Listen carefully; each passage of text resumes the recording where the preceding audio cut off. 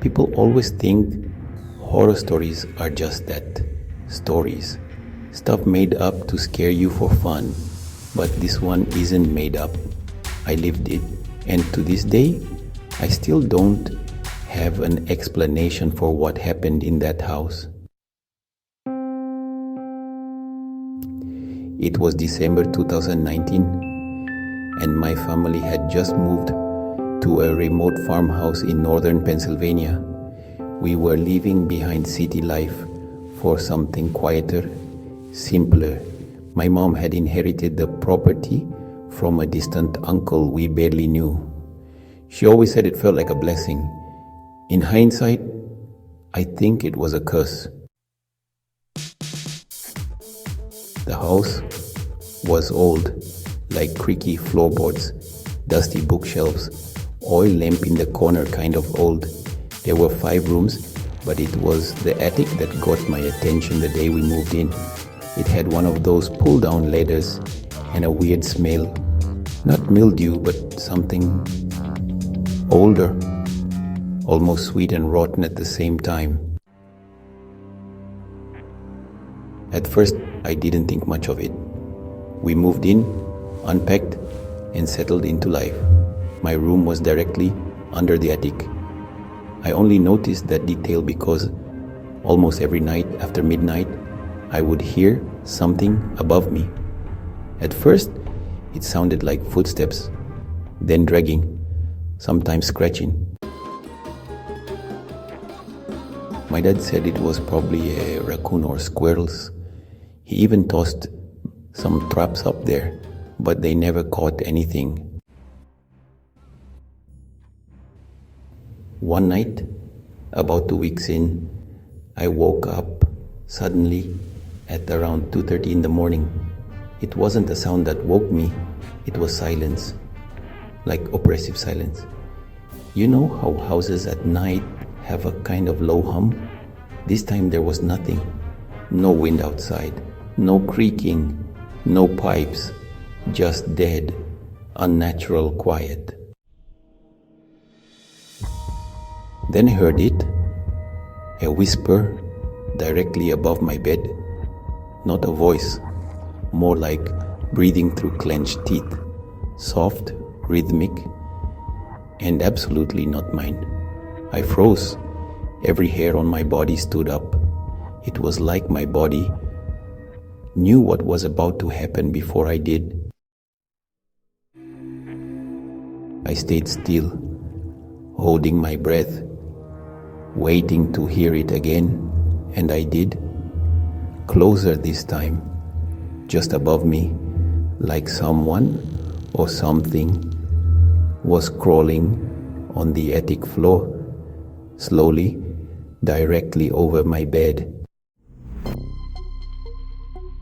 I couldn't take it anymore.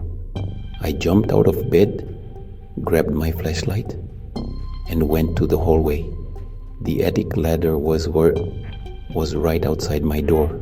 I stared at it for a minute, debating whether I was being stupid or brave. Spoiler, I was being stupid. I pulled down the ladder. It creaked so loud it felt like it shook the walls. Cold air poured down from the attic opening. It hit me like stepping into a freezer.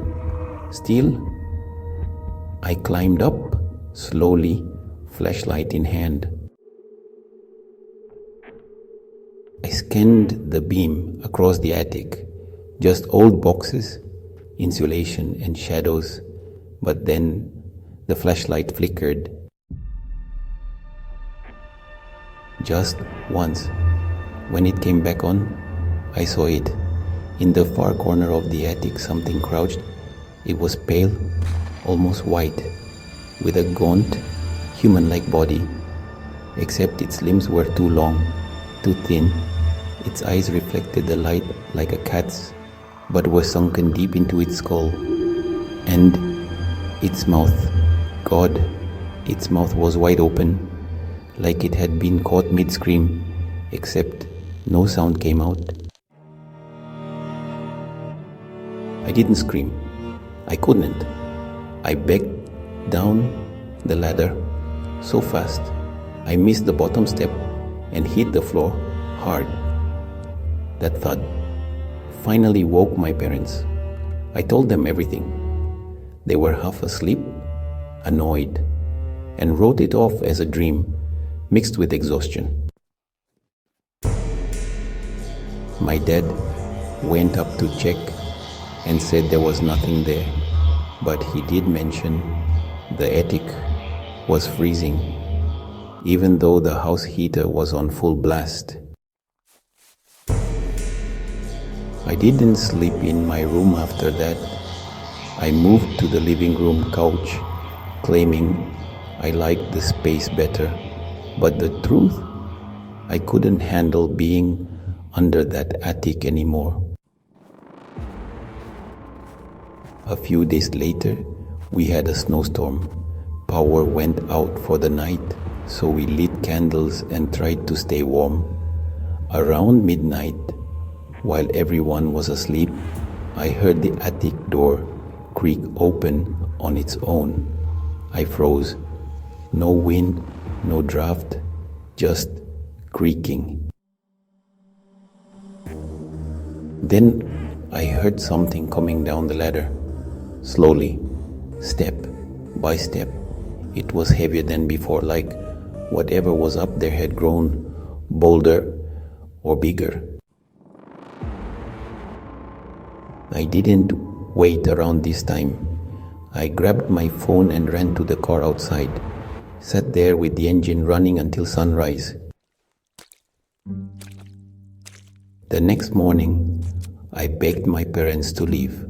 They finally believed me after my mom saw the attic door open and what looked like long scratch marks on the inside of the hatch, like something was trying to claw its way out. We left that house 2 days later, moved in with my aunt across the state. I don't know what that thing was or how long it had been up there, but I know this much. It wasn't an animal, it wasn't a dream, and it's not gone.